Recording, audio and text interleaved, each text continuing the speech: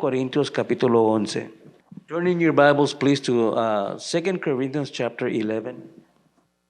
Y voy a leer 2 Corintios capítulo 11 y el verso 3. I'm going to read 2 Corinthians chapter 11 and verse 3.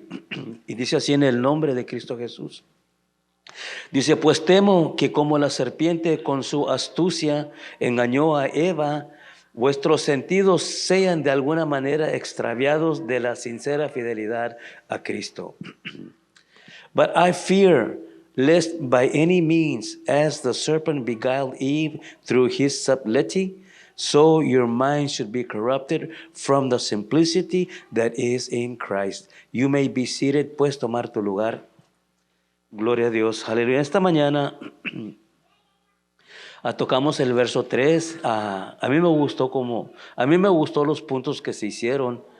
Pero bueno, gloria a Dios. Pero voy a empezar, voy a empezar con el verso 1, no porque tiene algo que ver con el tema, pero porque ahí está. I want to start with verse 1, and not because it has anything to do with the context, but it's there, so we'll touch on it. Dice, ojalá me tolerases un poco de locura. Sí, toleradme. Y el punto de esta escritura, hermanos, esta escritura está ahí porque Pablo, hubo falsos hermanos y falsos apóstoles que, ¿cómo se dice? Desafiaron el ministerio de Pablo, desafiaron el apostolado de Pablo.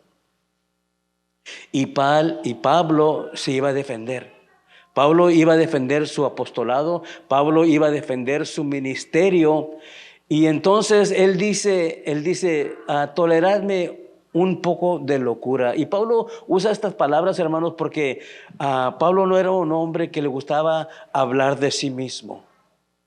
Era un hombre que amaba a Dios y él reconocía, él dijo, soy lo que soy por la gracia de Dios. Y entonces para él era una cosa extraña defenderse. Para él era una cosa extraña que iba a tener que poner a luz su conducta, poner a luz el efecto de su ministerio. Y él lo consideraba como locura. Porque como dije, un hombre justo, un hombre bueno, no le gusta hablar de sí mismo. Pero cuando hay una razón, cuando hay, como por ejemplo en este caso, para él vindicar su ministerio y por el beneficio de los que están oyendo. Había gente que estaban hablando mal de Pablo, estaban descreditando su ministerio. Y Pablo está viendo, aquí hay almas nuevas, que son bebés en Cristo y están oyendo a estos falsos hermanos que están descreditando mi ministerio. Yo no quiero que esta gente piensen que yo soy un falso. Yo no quiero que estas gentes piensen que yo estoy en este asunto por ganancia o cualquier cosa así. Y entonces él entra en defender su ministerio. Y para él esa era locura. Era locura que él tuviera que hablar de sí mismo para demostrarles, mira, pues sabes qué, yo hice esto, yo esto otro, yo he hecho esto. Y a él no le gustaba eso. Y por eso él dice, ojalá que me tolerases un poco de locura. No quiero hablar así, para mí esto es locura, pero lo voy a tener que hacer porque es necesario. I want to touch on verse 1, not because it's relevant to the message, but because it's there. Would to God you could bear with me a little in my folly, and indeed bear with me. Paul says these words because in chapter 10, and in this chapter, Paul's ministry, his apostleship is brought into question by false brethren. False apostles, false brethren infiltrated the church at Corinth, and they wanted to discredit Paul. They wanted to, if I read a scripture, and I'm sure you're familiar with it, when Paul is saying all the things that he has endured, shipwrecks, cold, heat, hunger, all these things that he has endured, and he mentions Opposition from my people, the Jews. Opposition from false brethren. You know, he endured all these things. But he endured them. But here, Paul is in the process of defending his ministry. And like I said, and I read this is something that I read in my study. A good man does not like to speak well of himself. A good man doesn't like to do that. Unless it's for vindicating himself and for the benefit of those that are hearing. I mean, because like these people, I'm going to say it this way, they were bad-mouthing Paul. The Apostle Paul, they were bad-mouthing him. And even though that I didn't read that, but I can assume that there was young Christians, other Christians that were hearing this. And that motivated Paul because they were hearing this. Paul saw it necessary to defend himself, to vindicate himself for so that they would know that all that is false. And excuse me, and because of the young Christians that were hearing all this, Paul found it necessary to defend himself. And that's what that's about. That's what verse 1 is about. De eso se trata el verso 1. De Pablo tener que defender su ministerio.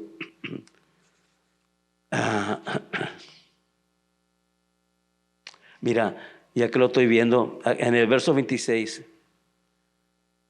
De los judíos, 5 veces he recibido 40 azotes menos 1. 3 veces he sido azotado con varas, 1 vez apedreado, 3 veces he padecido naufragio, 1 noche y 1 día he estado como náufrago en alta mar, en caminos muchas veces, en peligros de ríos, peligros de ladrones, peligros de los de mi nación, peligros de los gentiles, peligros de la ciudad, peligros en el desierto, peligros en el mar, peligros entre falsos hermanos. En trabajo, en fatiga, en muchos desvelos, en hambre y sed, en muchos ayunos, en frío y desnudez, y además de otras cosas. Y estas cosas son cosas que tocan lo exterior. Y luego dice, y además de otras cosas, lo que sobre mí se agolpa cada día, la preocupación por todas las iglesias.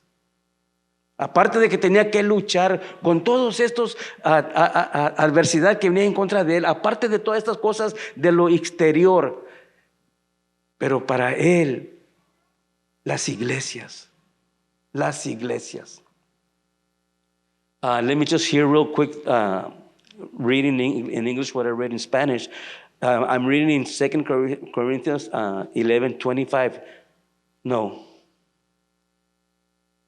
24. Of the Jews, 5 times received I 40 stripes, save 1. 5 times. 5 times he was scourged. And by law, they were allowed to receive 40 but the tradition was that to be safe, to not exceed the 40, because then they would be transgressing against the law and then they would be liable and responsible. So to avoid that, just in case they lost count, well, they would only give it 39. They would give them a little margin of error. Just in case I missed count, I don't want to exceed the 40.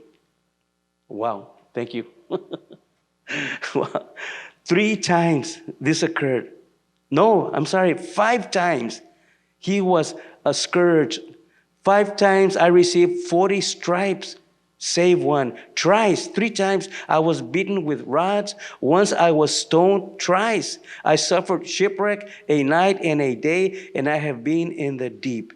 In journeyings often, in perils of waters, in perils of robbers, in perils of mine own countrymen, in perils by the heathen, in perils in the city, in perils in the wilderness, in perils in the sea, in perils among false brethren, in weariness and painfulness, in watchings often, in hunger and thirst, in fastings often, in cold and nakedness.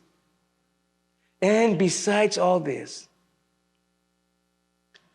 Besides those things that are without, that touch the exterior, besides those things that are without, that which cometh upon me daily, the care of all the churches.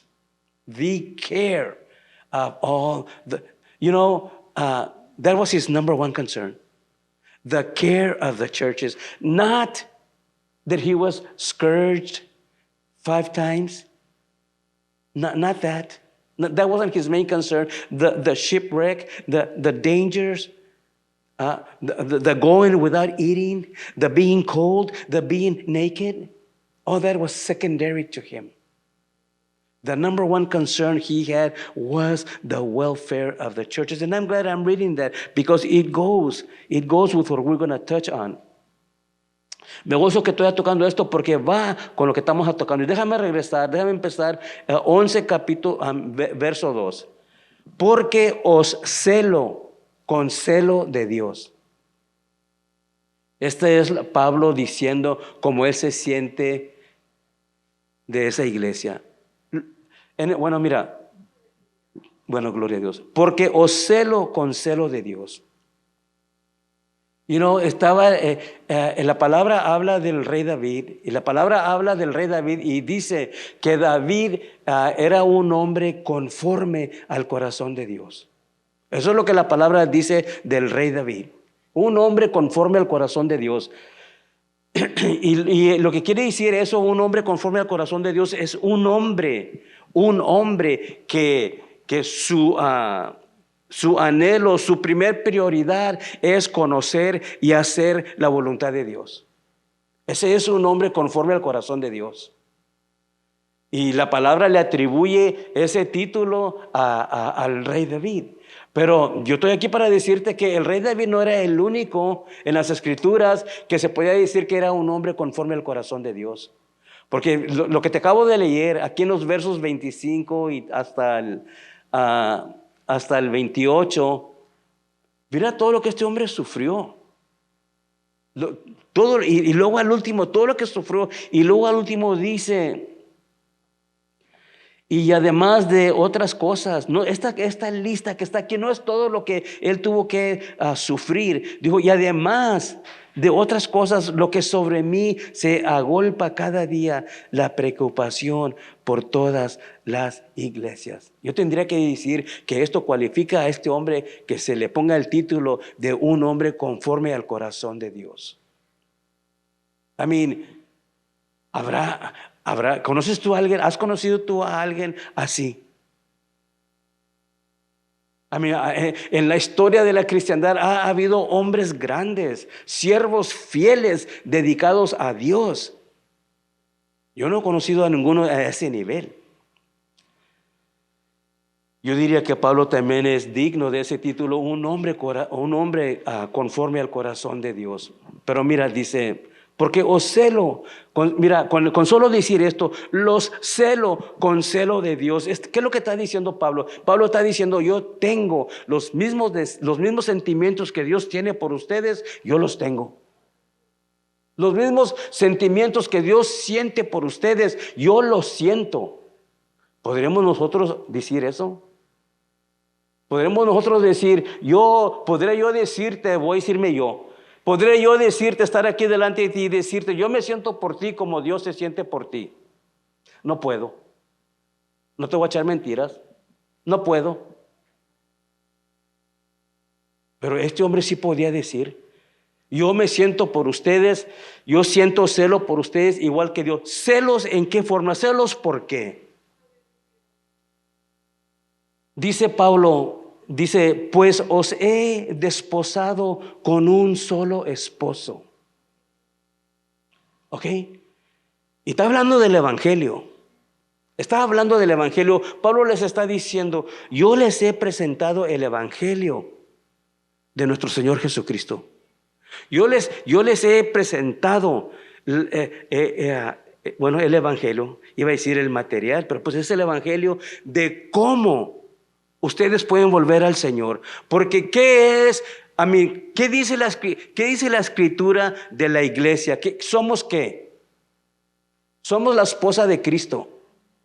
Es lo que es la iglesia. La iglesia es la esposa de Cristo. Esto es un punto que nosotros los cristianos, la mera verdad que ni siquiera consideramos. No consideramos que estoy desposado. Estamos, dice la Escritura, porque todavía no sucede las bodas del Cordero, ¿verdad? Ok, pero van a suceder, ¿verdad? Entonces, ahorita en la actualidad, ¿cuál es el estado? Estamos desposados. Estamos desposados. Ya somos de Él. Pero no se ha manifestado. Todavía no llegan las bodas del Cordero. Todavía no llegan. Pero ya estamos comprometidos. Ya estamos comprometidos. Pues os he desposado con un solo esposo. Ahora, mira, el punto de aquí, hermanos, de este texto, que es, lo puedes decir que es como una analogía que Pablo está como quien dice, ¿cómo te diré? Está hablando, cuando dice que os he desposado con un solo esposo, él está diciendo lo que es igual en lo natural. En esos tiempos, hermanos, cuando una mujer era desposada con un hombre, pues ya era de ese hombre. Leí esto para que si la mujer estaba desposada con el hombre, pero ya después no se iban a casar, tenía que divorciarse. Todavía no se casaban, pero se tenían que divorciar. Ese era el requisito, esa era la única manera. Hoy en día, ¿verdad? Pues no, hoy en día van y vienen. Hoy en día van y vienen. Así es hoy en día, ¿verdad? Pero ves, en estos tiempos no era así. La cultura de estos días no era así. Cuando una mujer era desposada con un hombre, ese hombre, aunque la boda todavía no sucedía, todavía estaba más adelante, pero ese hombre ya era responsable por esa mujer. Ya era responsable por suplirle todo lo que, para sostenerla, mantenerla. Desde el momento que era desposada con él. Desde el momento que, pues no sé si la pedían como, ya ni si eso se hace ya. Ya ni siquiera eso se hace. Ya no es como más antes. Mi papá fue para la casa de mis suegros y a pedir a mi esposa para mí. Y luego me di cuenta que yo fui para la casa de ellos y me dijo mi papá, me regañó mi papá, dijo, ¿por qué fuiste? Yo debía de llevarte y presentarte. Pues yo no sabía, me adelanté, pero bueno, Gloria, pero había una costumbre. Ya eso, ya ni siquiera eso ya no se usa, ya no se hace. Ahora todo se hace distinto. Ahora cuando ya menos te acuerdas, ya la muchacha ya se llevó sus belices, ya está viviendo con el muchacho. La mamá y el papá no tienen nada que decir. Así es a hoy. Pero no era así la cultura de aquel entonces. Era una cosa sagrada, era una cosa, el amigo del esposo. ¿Verdad que la Escritura habla del amigo del esposo? No sé si te recuerdas, pero la Escritura habla del amigo del esposo. En esa cultura había un amigo del esposo y ese hombre, el amigo del esposo, era el que cuidaba, era el que vigilaba a la muchacha. El amigo del esposo era el que vigilaba a la muchacha. Y él era el que le mandaba, si la muchacha quería mandarle un mensaje al muchacho, este hombre lo llevaba y así venían mensajes para atrás. Este era el trabajo de este hombre, del amigo del esposo. Una cosa seria. Y Pablo está diciendo, y Pablo ocupa ese lugar. Pablo ocupa, por eso él dice, lo celo con celo de Dios. Pues os he desposado con un solo esposo. Está hablando espiritualmente. Está hablando espiritualmente. Los he desposado con un solo esposo. Y él tiene celo porque dice, bueno, él tiene celo porque el trabajo de él es desposado con un solo esposo para presentaros como una virgen para Cristo. Ese es el trabajo del amigo del esposo. Y así lo está viendo Pablo. En esta mañana, si hubieras oído lo que dije en esta mañana, estuvieras entendiendo esto. Dice Pablo, para presentaros como una virgen pura a Cristo. Ese es el trabajo de Pablo. Eso es lo que Pablo quiere lograr. Ahora, ¿cómo lo va a hacer? No puede estar al tanto de todos, viéndolos, vigilándolos. No, es imposible. No, tenía varias iglesias. Es imposible ¿cómo me voy a asegurar yo? ¿Cómo me voy a asegurar, aleluya, que sí van a ir delante del Señor, que sí van a ser una virgen pura para Cristo? Pablo estaba enseñando a los corintios y ahora nosotros estamos recibiendo la misma instrucción. For I am jealous over you. He's jealous, not envious. Not envious. This is not, we're speaking of the natural man. This is not a sentiment that stems from the natural man. This is not, something like, oh, you went to their house and I wasn't invited? It's not something like that. It's not nothing like that. Hallelujah. For I am jealous over you with godly jealousy. Well, what brings this about, Paul? Why are you having this sentiment? What's this about? What brings this about? For I have espoused you to one husband. I have espoused you. I am the one that brought the good news to you. I am the one that preached the gospel to you. I am the one that presented Christ to you. And the reality of the scriptures is that there is a wedding. There is the wedding supper of the Lamb. And we are going to be the bride in that wedding supper. The church is going to be the bride in that wedding supper. The church is. So, Paul is saying, and you know what? He was addressing the Corinthians, but you know the Spirit of God, hallelujah, this is for all ages.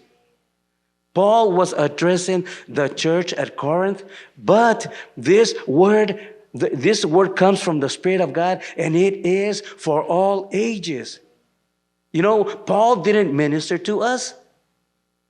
We never knew Paul. We don't know him. But the same Spirit of God is here with us. And this is the same word.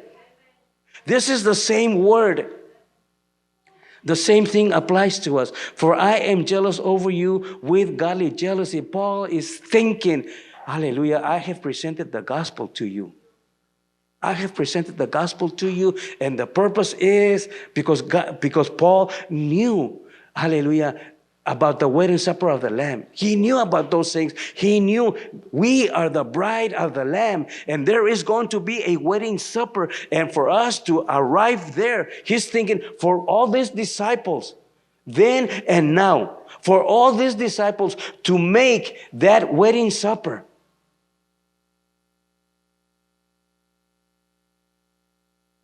That I may present you as a chaste virgin to Christ. Dice, para presentaros como una virgen pura a Cristo. Pablo sabía esa meta. Posiblemente que la gente de Corintio no sabían eso. Los cristianos de Corintio, a lo mejor ellos no sabían eso. A lo mejor ellos no sabían que ellos eran la esposa de Cristo y que iba a haber las bodas del Cordero. A lo mejor ellos no sabían, pero Pablo sí sabía. Y Pablo sabía que era necesario para que los corintios, y no nomás los corintios, las otras iglesias y a hoy nosotros también. Para que lleguemos a para que suceda en nosotros el proceso que debe suceder en nosotros, aleluya, suceda para que vengamos a ser esa virgen pura.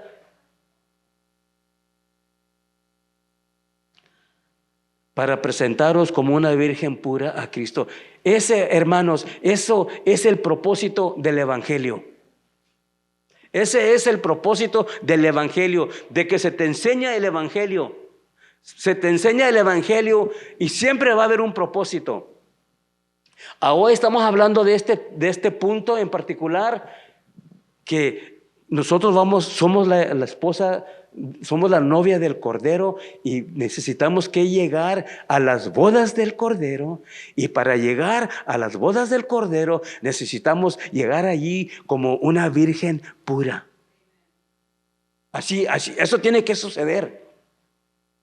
Eso tiene que suceder. Ahora, ¿qué te quiero decir? Sí, ves, nosotros tenemos la idea, lo he dicho repetidamente, y a lo mejor ya te cayó mal, no sé, pero no tiene que ver nada. Gloria a Dios. Nosotros tenemos que hacer nuestra parte. Con el hecho, hermano, yo ya nací de nuevo. Yo ya nací de nuevo. Solo que no me estés molestando con cosas así. No estés poniendo sobre mis hombros tareas que yo no veo en la Biblia. Y la Escritura dice que todo aquel que en Él cree no se va a perder. Yo ya he dicho que creo en Él, solo que yo espero que no me voy a perder. Bueno, te tengo que decir que la Escritura dice que la suma de tu palabra es verdad. Toda la palabra completa es la verdad. No solamente aquí y no solo yo cumplí aquí, no estaré cumpliendo acá, pero cumplí aquí, solo que yo espero recibir el beneficio. Para recibir el beneficio completo tienes que creer la palabra completa.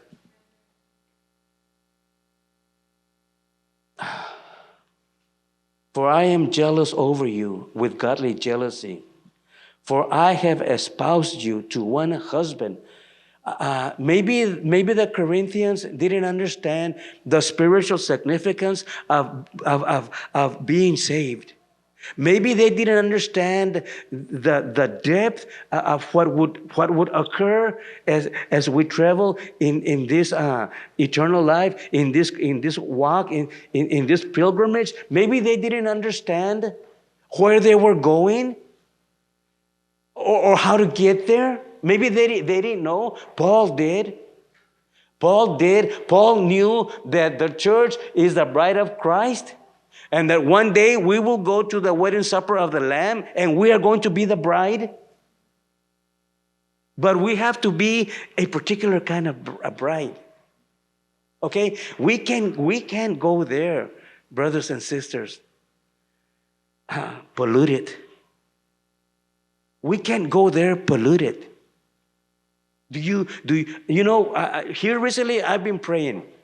When the service starts, I'll pray and I'll ask God to forgive us our sins. And I don't know if you have noticed, but I now say we have sinned against you. And why we sin? Why do we sin? We sin because there is pride in us. We sin because there is corruption in us. We are polluted, and that pollution takes us to sin. That's why we sin. If you're sitting there and you're thinking, I don't know where I sinned. My brother, my sister, if there is lust in you, you will sin. If there is pride in you, you will sin. If there is corruption in you, you will sin. And that's why we ask God to forgive us. Talking about those things. We need to purge ourselves from a pride. We need to purge ourselves of lust. We read, and I don't know if it's 2 Peter, we touch on a scripture in the teaching of the natural man, that we are to escape the corruption that is in the world through lust.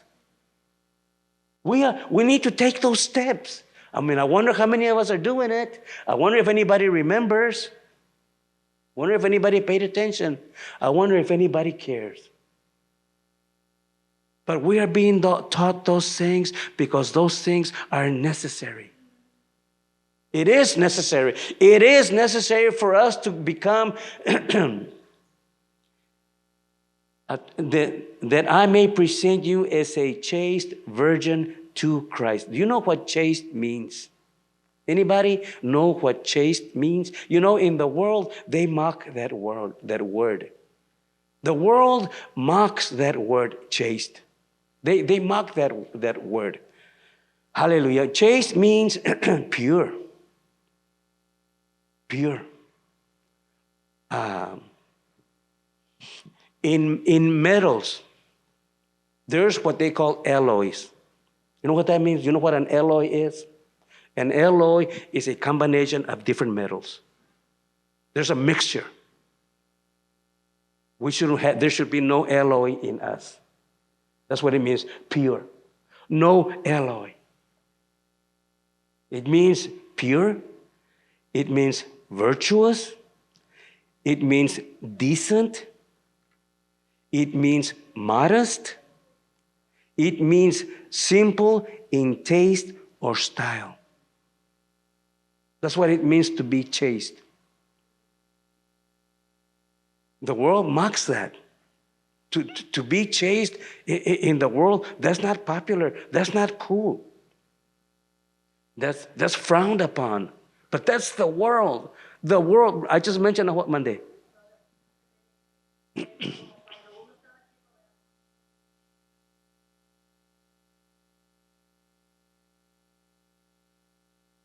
Amen. Amen. Amen. Ella sabía de qué estaba hablando. Gloria a Dios. Aleluya. For us to be that chaste virgin, we need to purify ourselves. We need to purge ourselves. We need to purge. I mean, listen to what I'm saying. And propose yourself to doing it. I mean, what are we waiting for? This is a requirement. You know, I've said it many times. First comes justification, but once you are justified, then you must sanctify yourself. And I've read this. Wherever justification is, sanctification is sure to show up. Do you get that? I mean, don't comfort yourself, don't console yourself with the fact that, hey, I'm justified. If that's true, if it is true that you are justified, you will be sanctified as well. You will be sanctified as well. Dice la Escritura, para presentaros como una virgen pura a Cristo. Una virgen pura. La palabra que estaba hablando ahorita, chaste, en español se dice casta. Conducta casta. ¿Qué quiere decir casta? ¿Quiere decir pureza, puro? ¿Quiere decir de virtud? ¿Quiere decir decente? Modest, no sé cómo decirte en español. Modest, pues yo tendría, a mí se puede decir como humilde. ¿Mande?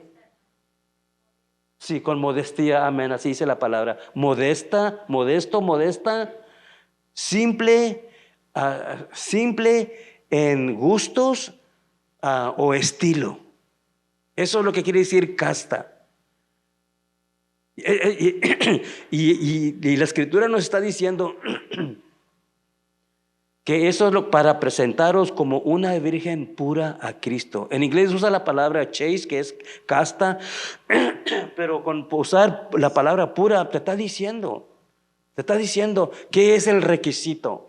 Puros. Hace ratito te estaba diciendo que ahora que oramos, cuando empiezan los cultos, siempre le hemos pedido perdón al Señor, pero ahora he añadido, le pedimos perdón porque sabemos que hemos pecado con Él. ¿Y cómo sabemos que hemos pecado en contra de Él?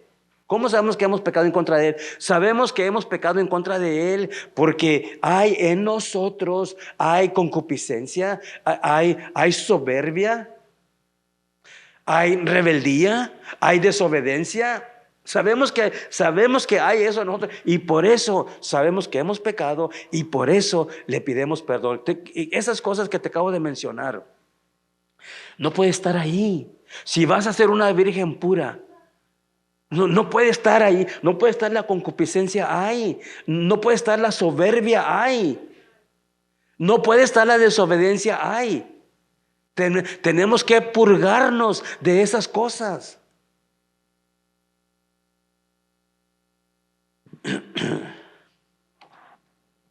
Esta mañana toqué, no quiero repetir lo mismo, pero bueno, voy a leer el 3. Pero temo. Pablo tenía este cuidado. Pablo les dice, los celo. Él, diciéndoles, los celo con celo de Dios. I mean, él les estaba asegurando, yo no te celo personalmente de mis entrañas o de mi mente. Yo te celo con celo de Dios. Yo me siento, yo tengo el cuidado que Dios tiene de ti, yo lo tengo también. A mí, qué cosa tan tremenda que alguien te pueda decir eso. Yo tengo el cuidado por ti que Dios tiene por ti. Y mira, y en el verso 3 dice, perdón, pero temo que como la serpiente con su astucia engañó a Eva.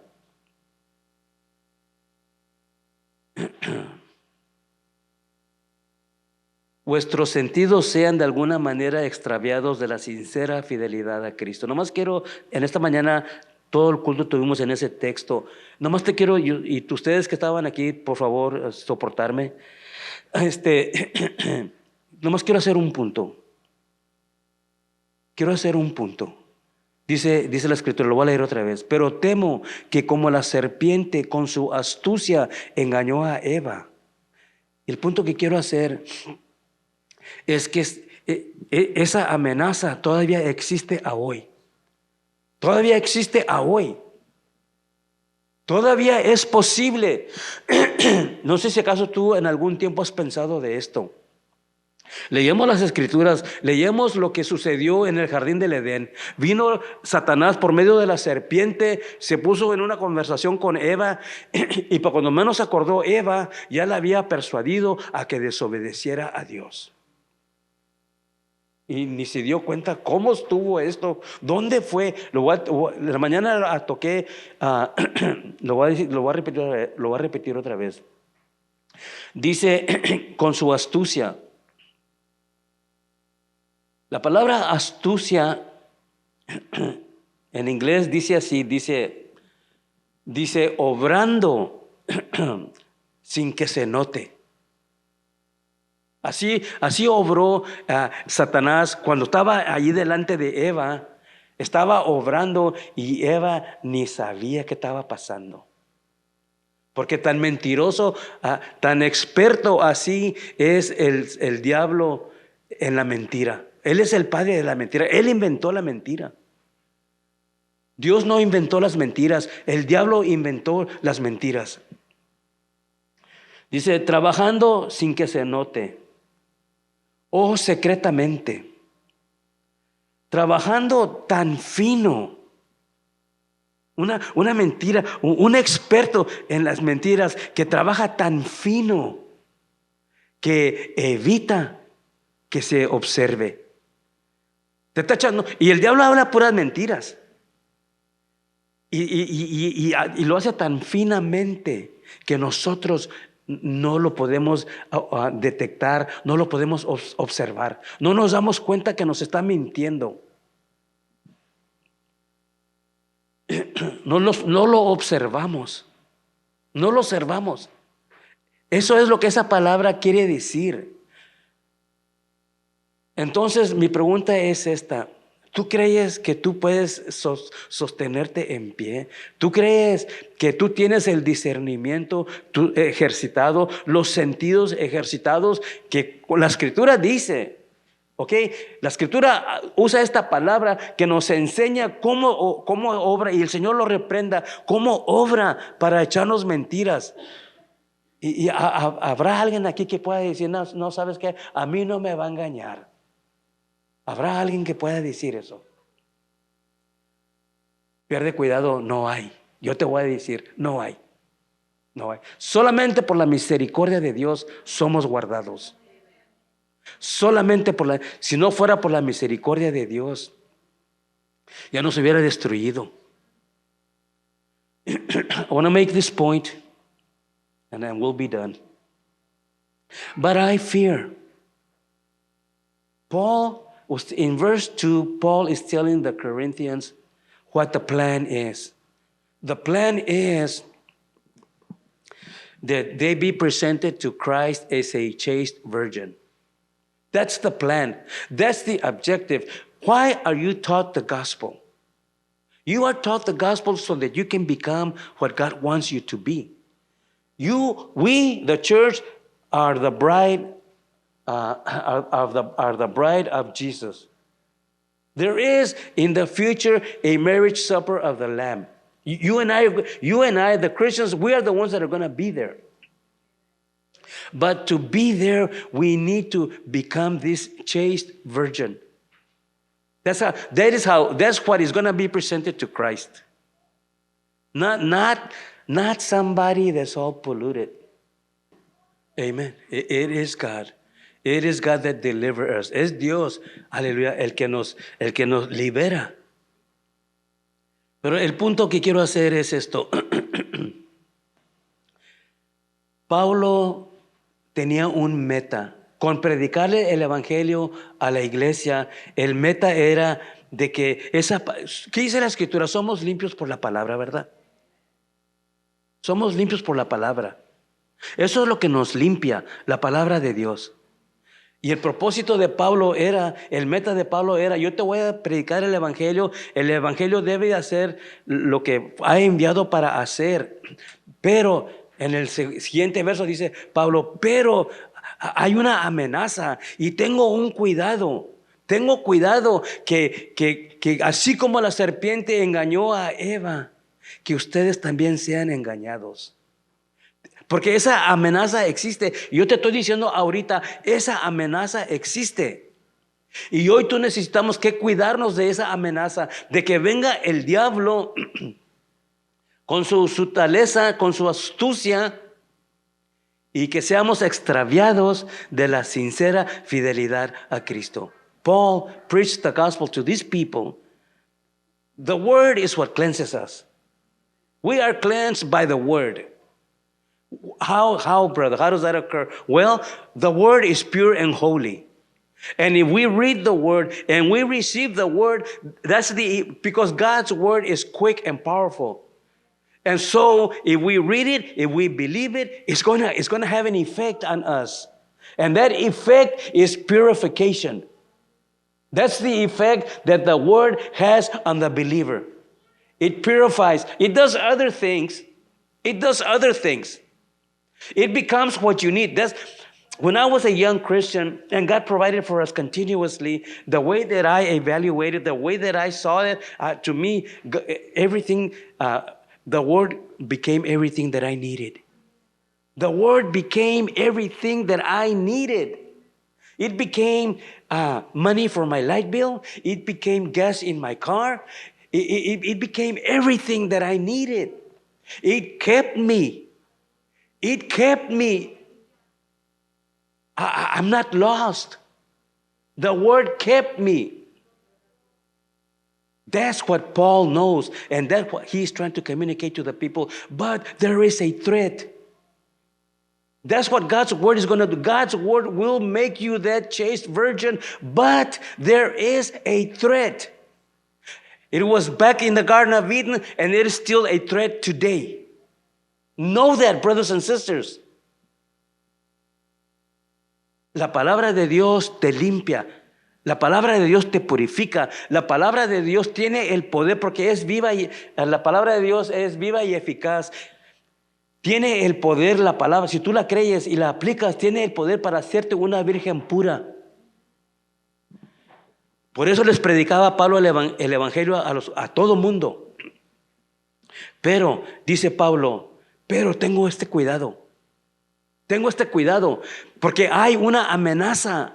En el mundo hay una amenaza, y esa amenaza es el diablo, que así como el diablo engañó a Eva, que así venga y los engañe a ustedes también.